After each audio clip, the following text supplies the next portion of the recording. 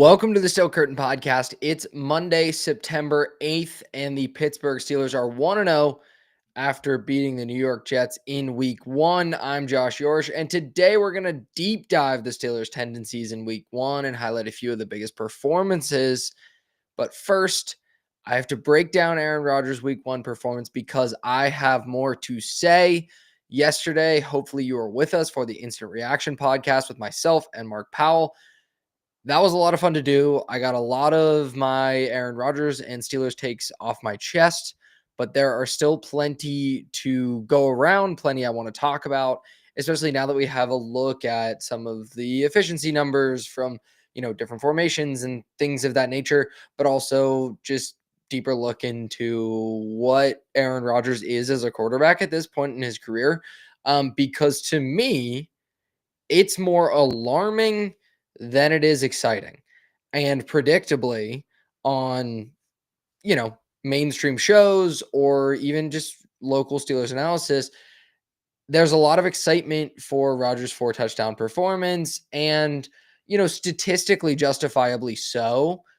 A lot of the concern that people have for the Steelers is maybe on the offensive line or on the defense. I have concern about Rodgers, and I am hearing a lot of the same stuff we heard about Russell Wilson when he first took over last year, about Ben late in his career when it was clearly over, about a lot of old quarterbacks that are holding on that people want to continually get excited about. This is not the Aaron Rodgers of old, right? If you have hopes of Aaron Rodgers shows up in Pittsburgh and is suddenly the same guy that he once was, that is not the case here. That is not the player that Aaron Rodgers is at this point in his career. That's not the player that the Steelers got in Week 1. And there are a lot of reasons why, a lot of explanations for that. But you're hearing the argument of, oh, it's such a superpower to know where to go with the football.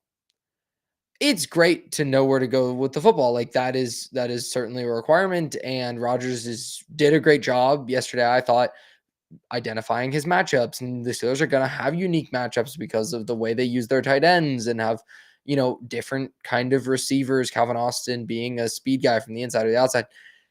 He's able to identify those things and get the ball out quickly to the right place. That is awesome. That is great. It turned into a quality performance for the Steelers yesterday. It is also what they said about Ben, what they said about Wilson, and what you hear about, like what you hear about these veteran quarterbacks. It's also very predictable and gets stale very quickly, right?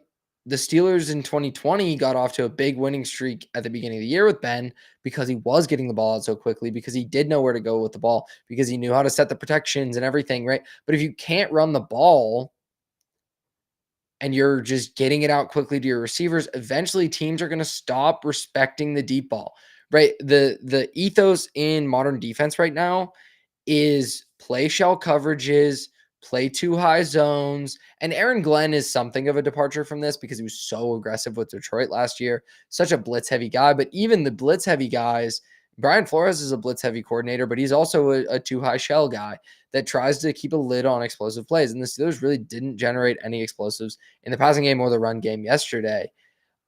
Teams are going to stop running their base stuff of, we need 2 safeties deep, we need to put a lid on deep passing. Eventually that respect you have as being Aaron Rodgers and having DK Metcalf, who can take the top off of defense, and even Calvin Austin, eventually that respect goes away if the only way you can exploit it is quick go balls, either from the slot. Calvin Austin had that nice back shoulder catch on a wheel route, but those are still quick dropbacks and quick throws where it's just kind of a one-on-one man coverage thing. If you can't stand back there in the pocket for an extended period of time and hit deep cover 2 hole shots and let a deep crosser develop, like we saw Justin Fields hit to Garrett Wilson against Darius Slay, if you're not able to do those types of things, either because you don't have the protection, which is kind of the issue in Kansas City with Patrick Mahomes, why we've seen him morph into this low average depth of target quick time to release quarterback, which is effective, and like the Chiefs are getting to the Super Bowl, but has systemic issues and can be exploited, especially when you have ample time to game plan for it, like in the playoffs and like the Eagles did in the Super Bowl. Some of that can be protection, and I think there are issues with the Steelers up front. Broderick Jones, namely among them, he was brutal on second watch, was even worse than I thought. He is just a flat bust. He can't anchor at all. Like Will McDonald is a speed rusher on the edge who has a lot of length, a lot of twitch and bend, but he's just long arming Broderick back into Aaron Rodgers, right? And Jones can't anchor at all. And he's bad with his hands. He's going to lose all of those battles on the edge. And you can work around that somewhat, but you can't when you have an old quarterback that can't move. Patrick Mahomes can be successful with defenses are going to continue to play shell coverages against him. He's going to take all the underneath stuff because last year the Chiefs couldn't protect, and because he just knows that that's where his bread is buttered right now. That can work because Mahomes is such a good scrambler.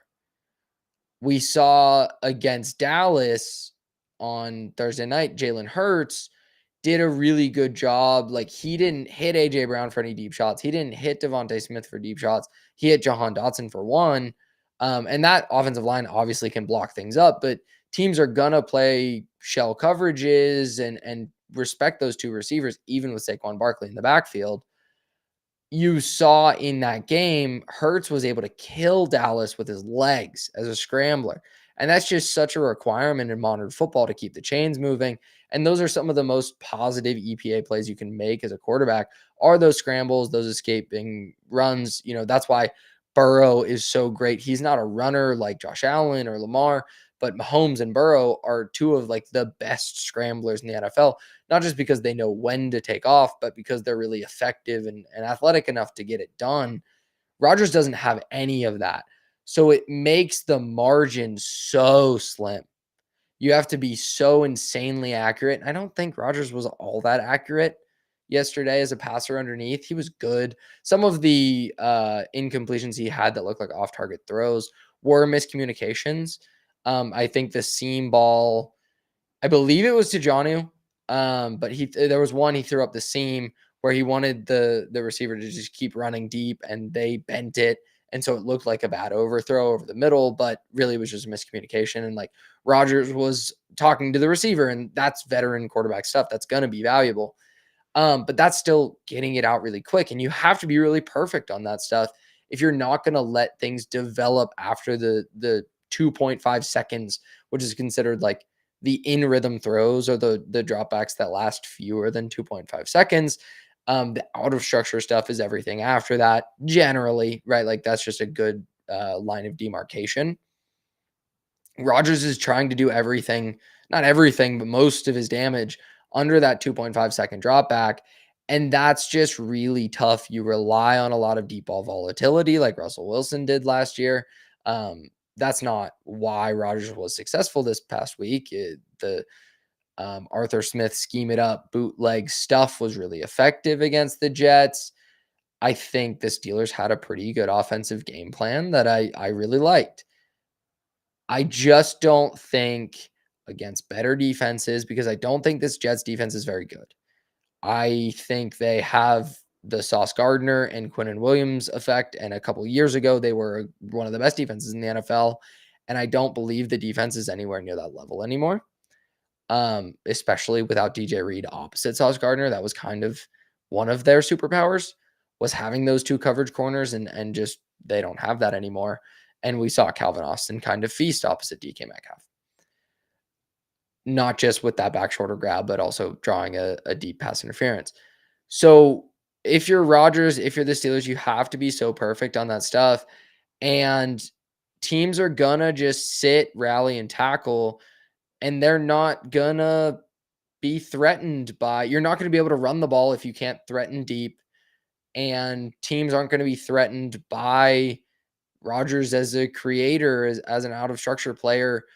So they're going to be able to get exotic in their stunts and blitzes because They don't have to worry about leaving a run lane open, right? The Justin Herbert closed out the game on Friday night against the Chiefs because Chris Jones, who they move him from the interior out to the edge in late game situations so much, and he's so effective.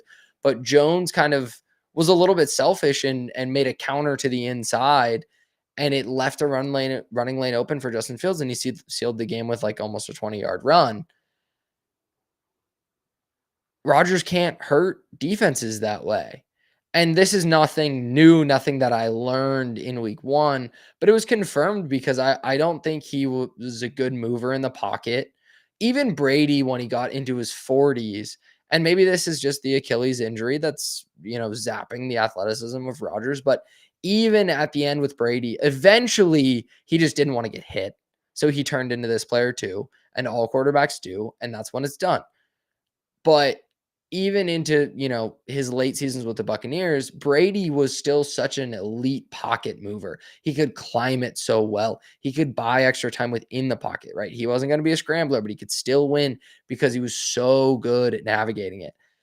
Rodgers has never had that spidey sense as much in the pocket. He's always kind of been a bail and create out of the pocket guy. He's been one of the best at it in the history of the NFL because his arm is unbelievable. He can throw off any number of platforms. When that's gone, you've got to be an elite pocket mover.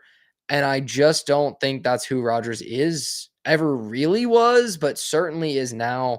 Last week, one of the numbers, I'm going to get into some of the numbers that we didn't have right away with PFF charting and different things. This was a lot of my immediate reaction, but was confirmed by digging into this further, either watching it again or looking at the numbers from PFF and other places.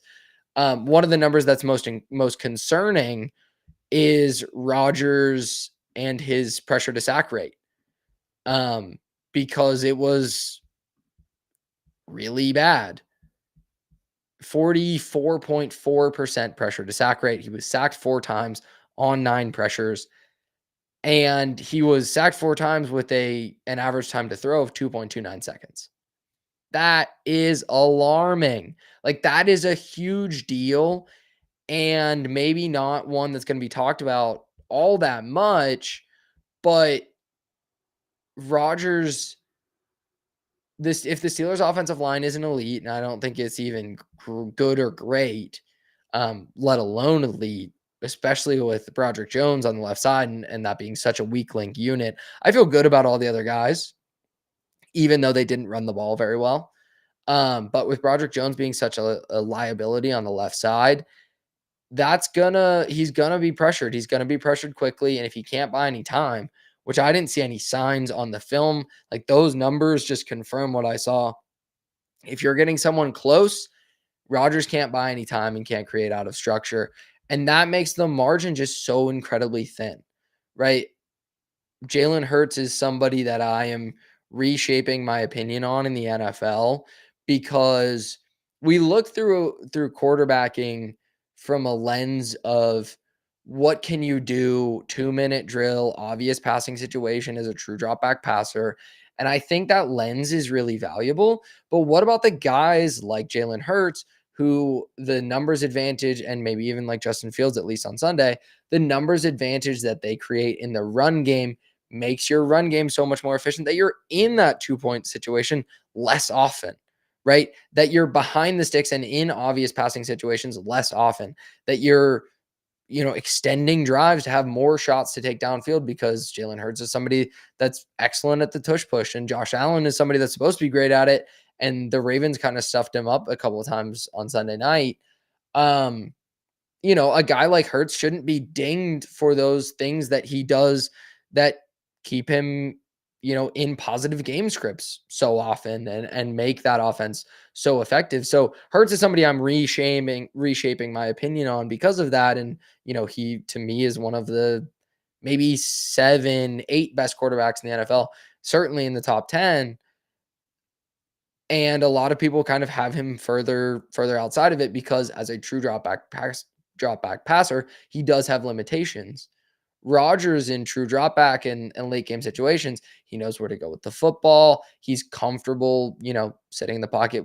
If he's not great navigating it, he's comfortable sitting it back there in true drop back situations and finding somebody downfield, progressing through his reads, like all of those things.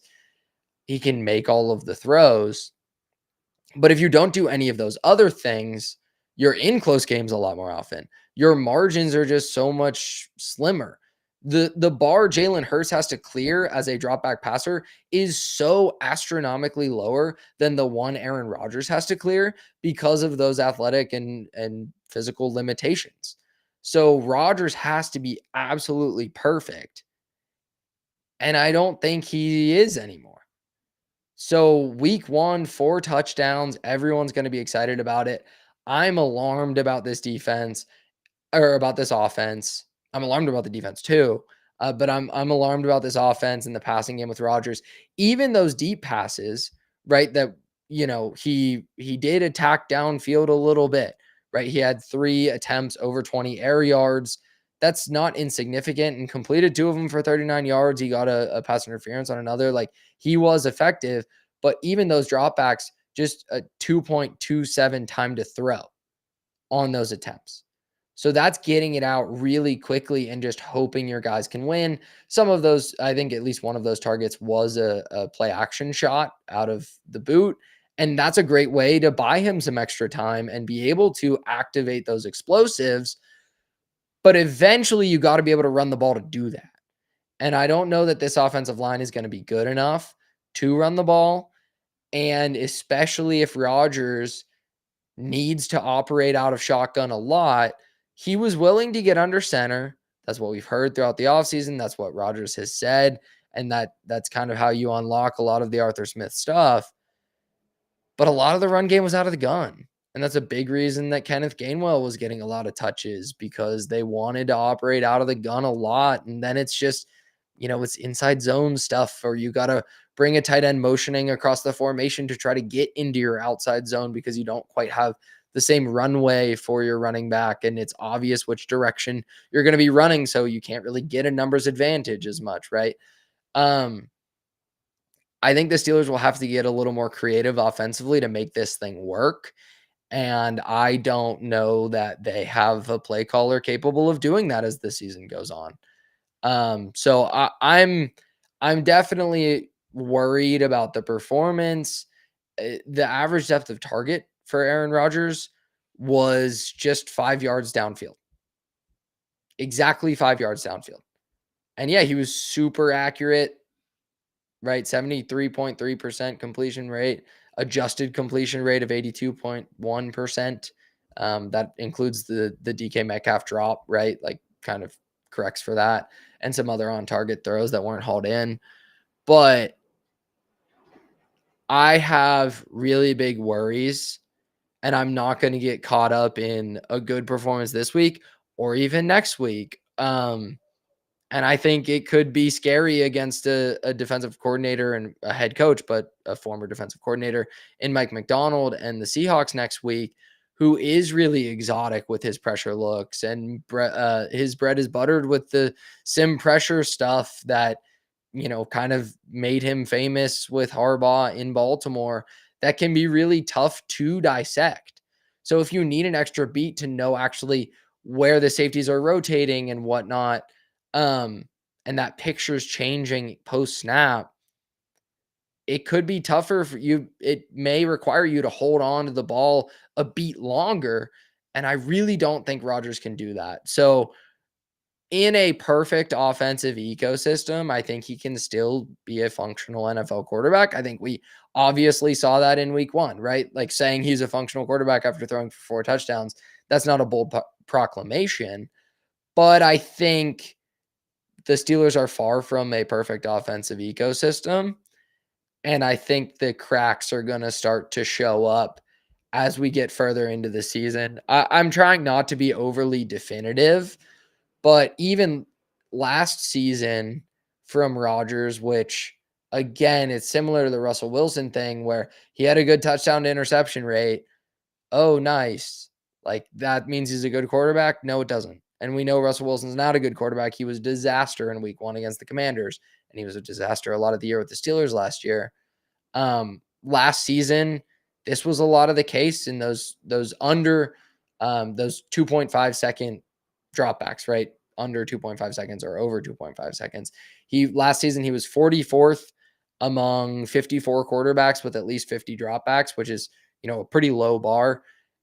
In his percentage of dropbacks over 2.5 seconds, it was at 47.6% for all of last season with the Jets. This week one, it was 47.1%. And on those dropbacks, his 7.3 yards per attempt was 29th, which sandwiched him between Tua Tagovailoa and Daniel Jones. His 9.8 average depth of target on those dropbacks that were over 2.5 seconds ranked 47th among 54 quarterbacks.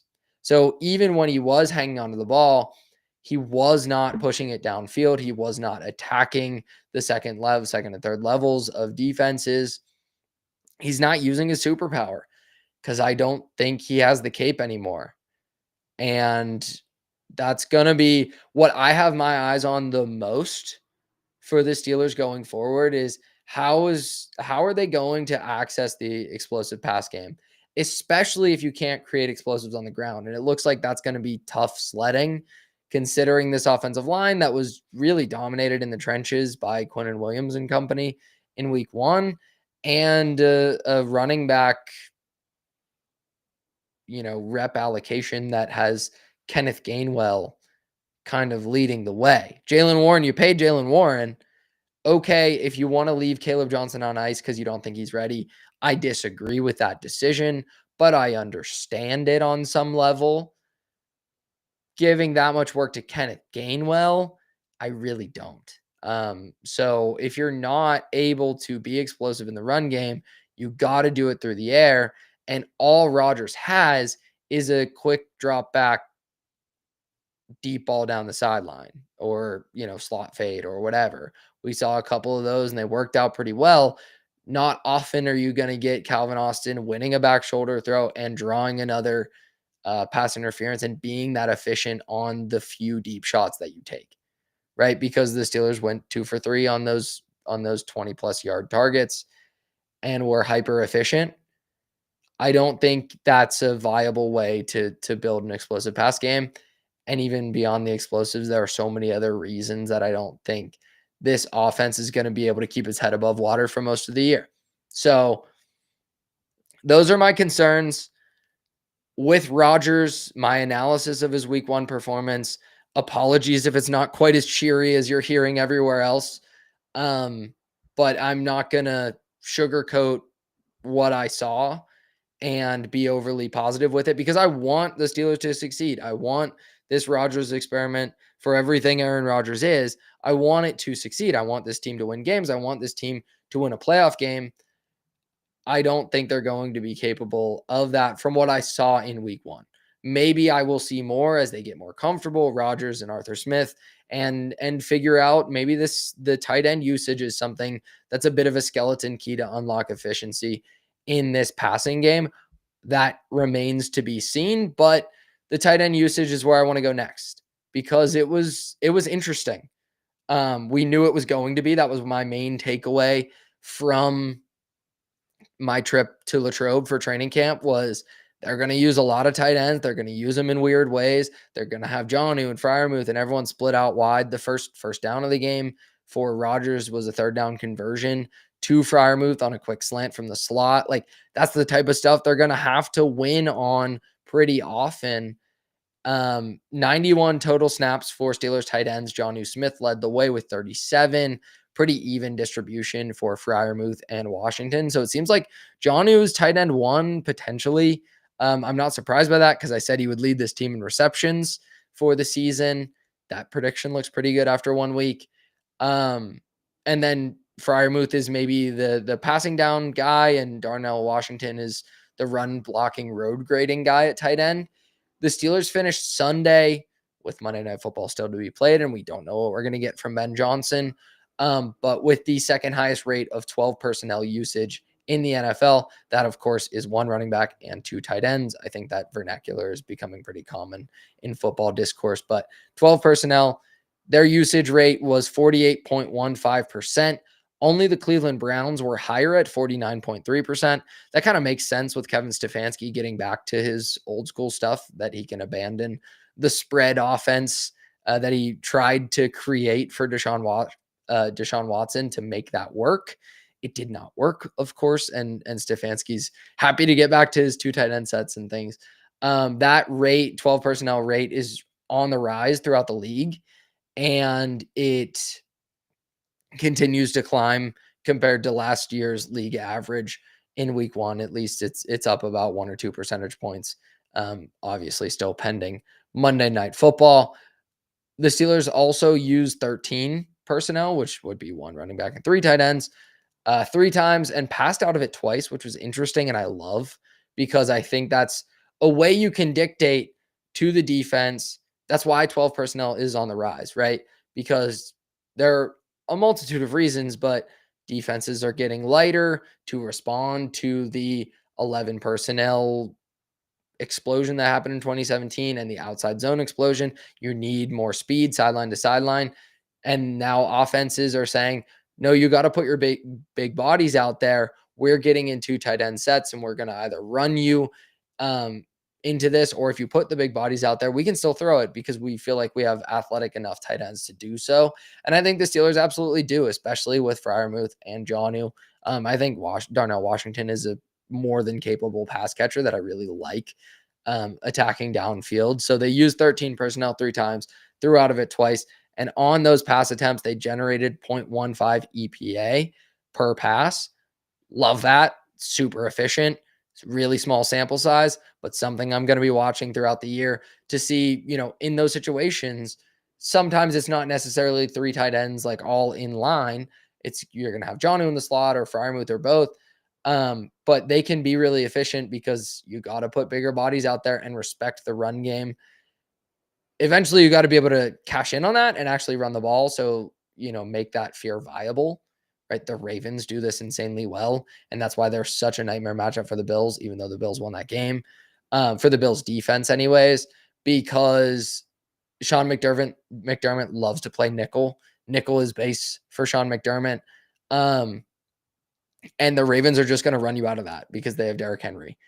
And they continue to do it. And then the Ravens force them to put big bodies on the field. And Mark Andrews, Isaiah Likely, who I think was hurt last night, and is out to start the season. But they're able to attack you downfield. And a guy like Zay Flowers can do so much work, yards after the catch, when there are more, slower foot linebackers out there. The Steelers have that trump card as well with their multiple tight ends, not quite to the extent that the Ravens do, but it's an interesting thing that I'll be interested in how they use it. League high for 2024, 12 personnel, was the Eagles at 46.59%. The Steelers were at 18.69% last season, 18th in the NFL. Not nearly enough, in my opinion, but they probably just feel they didn't have the personnel to do it as much as Arthur Smith would have wanted to. And now they're going to because they got Jonnu, who is one of Arthur Smith's favorites. So league average last year was 21%. And last season, the Steelers generated negative 0.9 EPA per pass in 12 personnel and 0.02 EPA per rush, which was 11th in the NFL. So fairly efficient running the ball out of 2 tight end sets. That's probably the Darnell Washington effect, especially because those 2 tight end sets last year almost certainly featured him. 48.5% pass rate out of 12 personnel last season. So pretty close to 50-50 run pass rate. Used 13 at the third highest rate. Only the Eagles and the Chiefs did it more. And the Steelers were not efficient out of 13 personnel at all last year. Negative 0.23 EPA per pass and negative 0.22 EPA per rush. So essentially, they didn't have my read on those numbers and their usage in week one. They feel they didn't have the personnel to justify using multiple tight end sets as much as they would have liked, which is why they went out and got Jonnu Smith. And I'm really excited to see what it looks like with 12 and 13 personnel throughout the season. In week one, negative 0.09 EPA per pass, which was 21st in the NFL and exactly the mark of last season. Not great, small sample size. 0.12 EPA per rush, which was 6th. They did not run the ball well, but they ran it much better when they had two tight ends on the field, and that's no surprise. The Steelers used 12 personnel on 19 of their 44 early down plays and ranked 7th in early down EPA out of 12 personnel. So just a look into some of those numbers. I know that's a little bit number heavy, but the Steelers are using these multi tight ends. They're using them on early downs, and they're able to attack with about a 50-50 run pass split and be pretty efficient, certainly more efficient than they were last year. And I love that game plan for the Steelers. And I think to make a passing game led by 41-year-old Aaron Rodgers, who has serious limitations, in my opinion, actually work, I think it's got to be a little bit weird. And it definitely was, especially with the amount of screens and behind the line of scrimmage touches that a guy like Jonnu Smith was getting.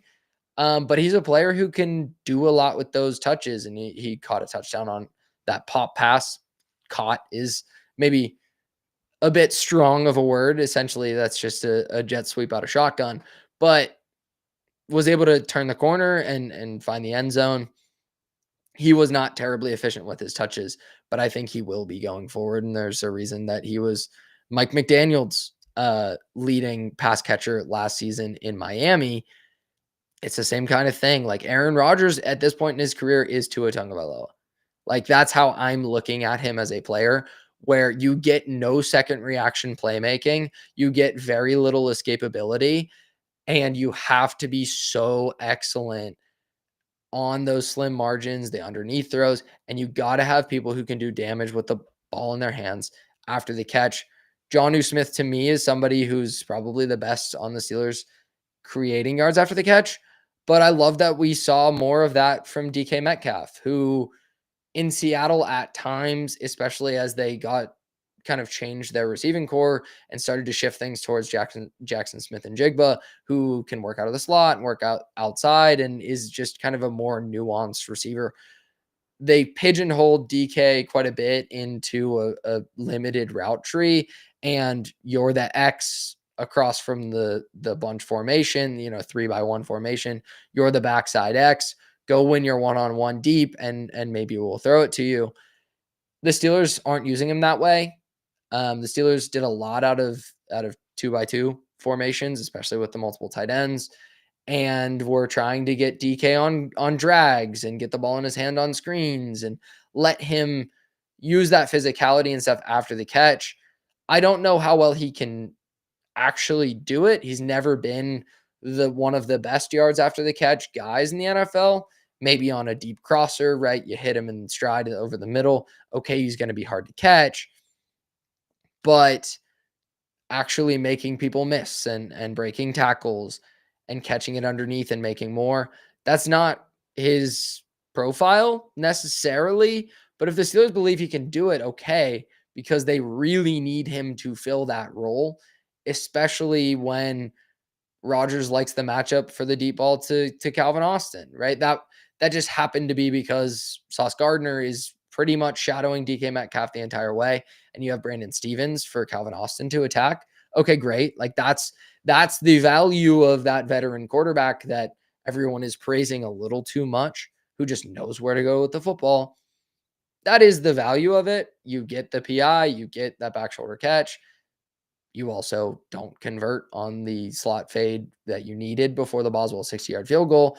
But you need that versatility out of DK because Freiermuth is kind of a possession zone type of tight end that can, find the soft spots in zones and runs the seams and benders really well. But he's not a man winner. He's not a tight end screen guy that's going to go, George Kittle breaking tackles. That's just not his fit as a receiver. Calvin Austin can do a lot after the catch, but we've seen more of that wiggle and quickness in the punt return game than we've ever really seen as a receiver.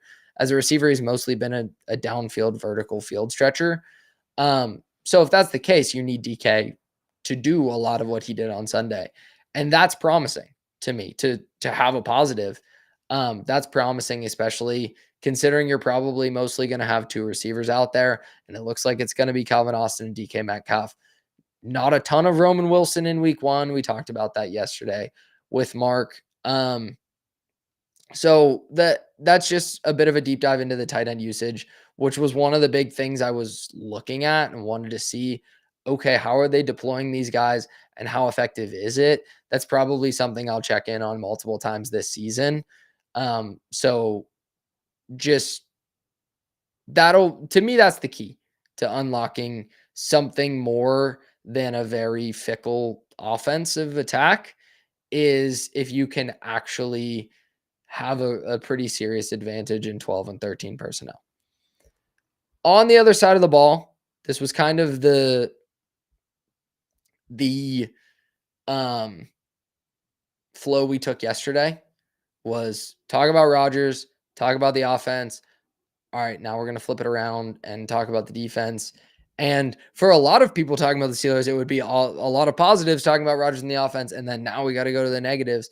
For me, it's kind of a lot of concern, and then even more on the defensive side. I have a lot of concerns about the secondary. I did coming into the year because I don't think you win on defense in the NFL by being old. I think you need to be young, you need to be fast, you need to rally and tackle, especially with that ethos that I mentioned, the Fangio ball, the proliferation of Fangio ball, which is, too high, match quarters kind of stuff. Not everyone is so rigidly stuck to that, but generally everyone's playing two deep safeties, and that means there's going to be underneath stuff. That means your secondary has to rally and tackle. I don't think the Steelers did a very good job of that. I think the offensive attack for the Jets, their plan was to be in a lot of condensed formations to get a numbers advantage in the run game and attack the edges because it forces defensive backs to tackle. And Jalen Ramsey can certainly do that. Darius Slay, not so much. Brees Hall, Slay even got to the backfield and nearly brought down Brees Hall for a loss. But Hall was able to bounce out of the tackle pretty easily. And he's a good running back. I don't think he's one of the 10 best in the NFL. And I think that's going to be the case throughout the year. Teams should dare the Steelers secondary to tackle. And I don't know, especially with Deshaun Elliott, his injury situation still kind of up in the air, at least as I'm recording this. I don't have any, haven't seen the news that this is long term or short term or what. Same with Joey Porter Jr. But with younger or with older guys on the outside that aren't maybe the best tacklers, make them tackle and test them deep when they're in man because the Steelers are thin on the defensive line. I think they have one of the better defensive lines in the NFL. Didn't show in week 1, but certainly once Derek Harmon gets back, I'm excited about that group. But I'm imploring the Steelers defense to be more interesting up front and bring more exotic pressures and sim pressures and things of that nature. If you're going to do that, if you're going to move TJ Watt around, if you're going to be more diverse, you got to be willing to trust your corners and man every once in a while. And they did that with Darius Slay and got burned bad for it. The deep shot on the deep crosser to Garrett Wilson was, hey, old man, you got cut by the Eagles. I know you're a Super Bowl champion now. You're a former Pro Bowler. You still got it? Let's see. Slay didn't have it. And he was only targeted twice, but did allow a perfect passer rating, 158.3 targeted. Again, super small sample sizes. So I'm not trying to extrapolate everything out to the season, though I have a pretty good feel on what the offense is going to look like going forward and the problems that they're going to run into. Defensively, I'm leaving room open for this to be a bit of a blip, and you're learning the new guys, especially on the back end. Got to get the communication right. You lose Elliott, who's kind of the leader back there, probably midway through the game. Let's see how this develops, but I have some real concerns. I keep saying that word, but I do. Ramsey, want to highlight his usage a little bit because that was a big question once they traded for him. And it feels like this point in his career, Ramsey has had a lot of different iterations as a corner. He was a shutdown cover corner on the outside early in his career, and then he went to the Rams early in his career with the Jaguars. Then he went to the Rams, and they unveiled the star position and brought him closer to the line of scrimmage and played him in the slot. And he was physical. He was in the box. He was, making a lot of plays around the line of scrimmage. And then he went to Miami and was the outside corner again. And now he's kind of what the ideal version or what the Dolphins thought they were drafting when they took Minkah Fitzpatrick years ago, in the 2018 draft, I believe, 18 or 19. He played 34 snaps in the slot, 12 at outside corner, 11 at free safety, 5 in the box, and 2 on the edge. He's just playing everywhere. He has the body to do it. We saw the physicality at the end of the game, dislodging that fourth down pass that was intended for Garrett Wilson, and he nearly hauled in with a huge hit. He made a play on the outside just the play before that to break one up. I think he can do a lot of these things really well. I think he can plug a lot of holes in this secondary. I like him best in the slot. I think that's where he can make the most impact as a tackler in the run game, making plays around the line of scrimmage and also in coverage as well. But if Joey Porter Jr. is out for a time, okay, you can trust him on the outside. When they brought Brandon Eccles in late, when Porter went out, Eccles played 4 snaps at outside and 5 in the slot. So they're not giving up on that versatility even when JPJ went out. They're saying, we think Ramsey's best when we can move him around and be matchup specific with him, at least in a small dose. That's what they said. And I really like that. I like him being a defensive chess piece because I think he is best in that role. And I don't think he is the true just take away a side of the field, Pat Surtain type corner that he was early in his career anymore. I don't know that he still has that. But if you can move him around in this interesting way, I think you can be incredibly valuable to the defense. So the aging secondary, not a great grade, not a great performance review coming out of week 1. In my opinion, not a great way to build a defense. I would rather do it with, young late round picks and see what you got. Throw a lot of darts that way than these older vets. But that's not what Mike Tomlin's ever going to do. He's never really going to play those young guys and let them take their lumps early in the season. Instead, he'll play the old guys and let them take their lumps all year. So just ask Levi Wallace about that. Lastly, somebody worth highlighting because he's not somebody I've always been terribly high on for the Steelers, but had an incredible day as a pass rusher. Alex Highsmith was awesome in week 1 and jumped out even more on, a re-examination. The numbers charted with 8 total pressures, 6 hurries, a sack. He's the only one who got home for a sack. TJ Watt did not. Watt finished charted with just 1 pressure. And Alex Highsmith primarily rushing against Olu Fashanu, a former first-round pick out of Penn State, finished with a 35% pass rush win rate. That's just phenomenal stuff. And those edges for the Steelers had to play a lot because Herbig was out. So Watt and Highsmith, they're certainly, they're paid to be out there a lot. They're 2 of the higher paid edges. TJ Watt is the second highest paid edge now, second highest paid defensive player in the league after Micah Parsons' contract. So they're compensated for their time, but without Herbig there and without a lot of trust in Jack Sawyer, who I don't think flashed very much at all in his week 1, his rookie debut, they had to do a lot. And Highsmith, I thought Watt was just as good as anyone in the run game. He was their best player in the run game. Chasing down plays from the backside. Teams just run away from Watt because he stacks and sheds and sets the edge so well that if you run to that right side, you're just cooked.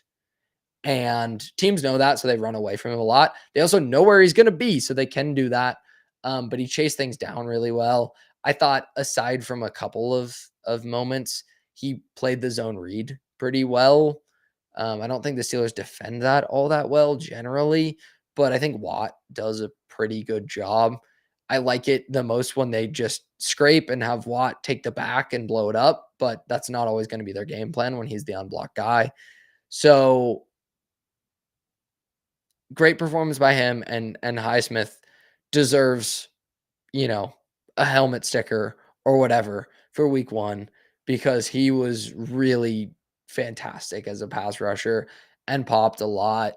Um, the Steelers, though, to take advantage of the construction of their defense,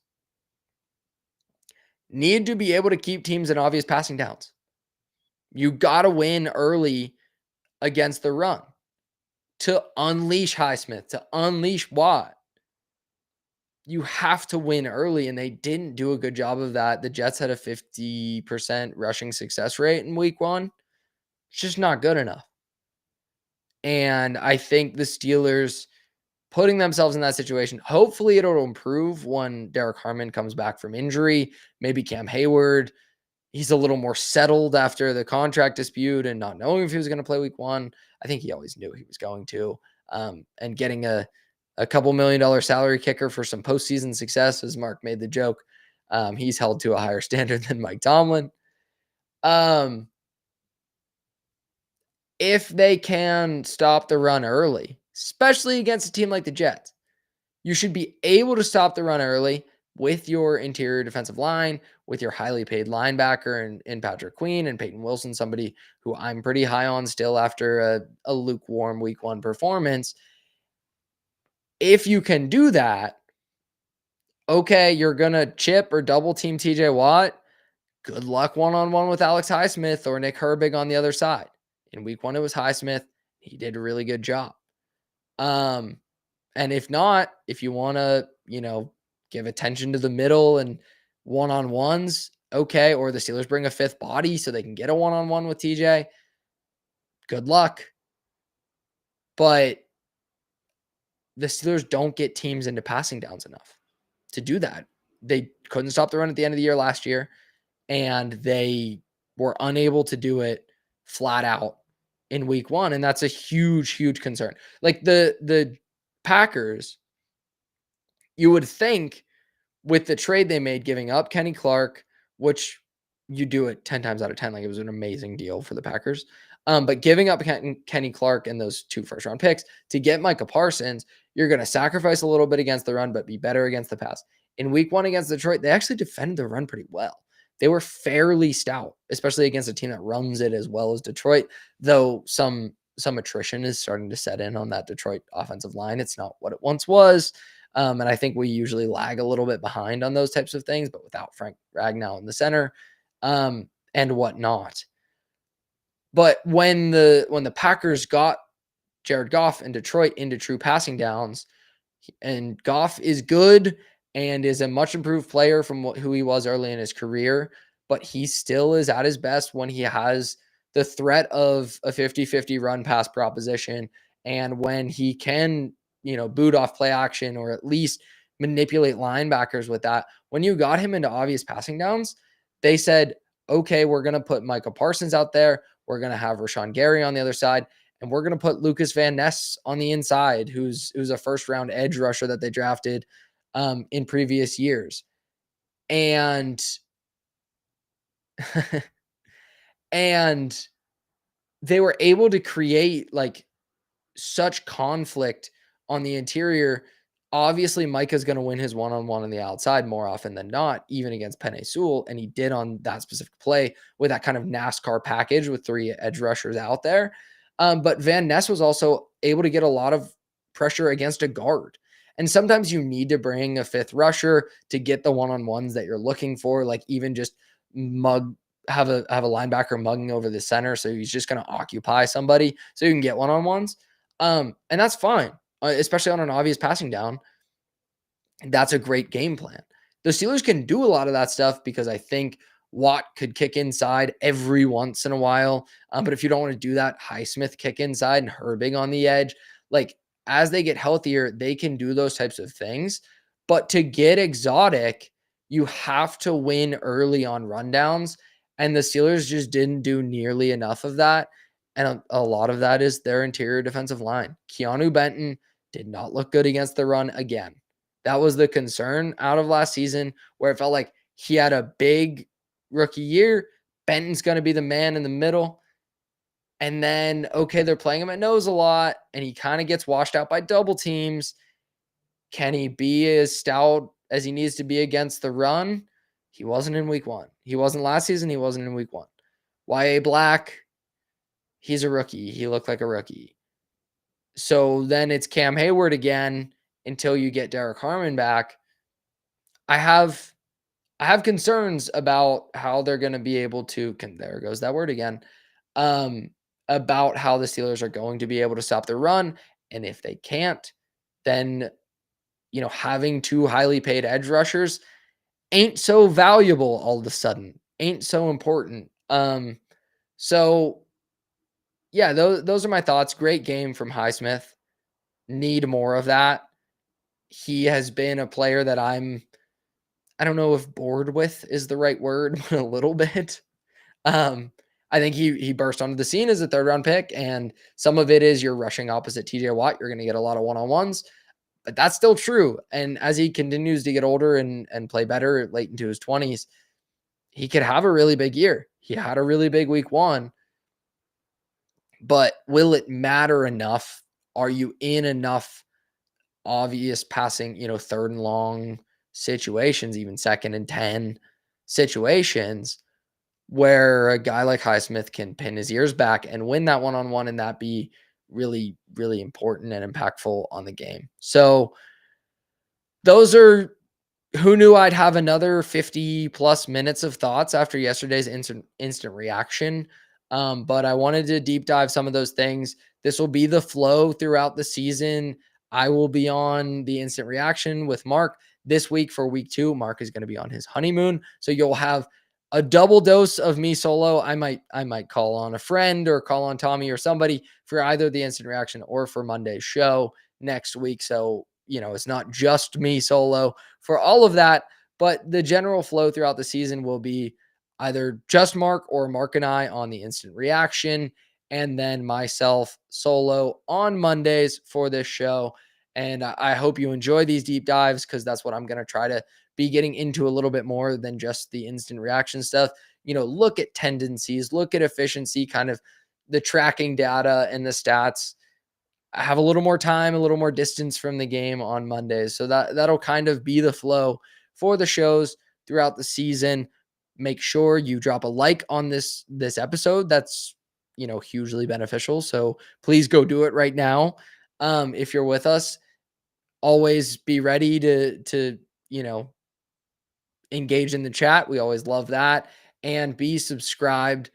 Throughout the season, we're going to have so much coverage, more coverage than we've ever had on the Still Curtain podcast, with the 3 shows a week. So make sure you are subscribed for all of it, and tune in on Wednesday for Tommy and Shane. They're going to continue to break down week 1 because there's still more to talk about. You haven't heard their opinions yet. I'm excited to hear what they think about Aaron Rodgers and what they think about the Steelers' early performances in week 1. And then they're also going to spin things forward and preview week 2. So make sure you are subscribed to the Still Curtain podcast. That is all from me for now. I'll talk to you on Sunday for the instant reaction show. And until then, have a good one. And as always, go Steelers.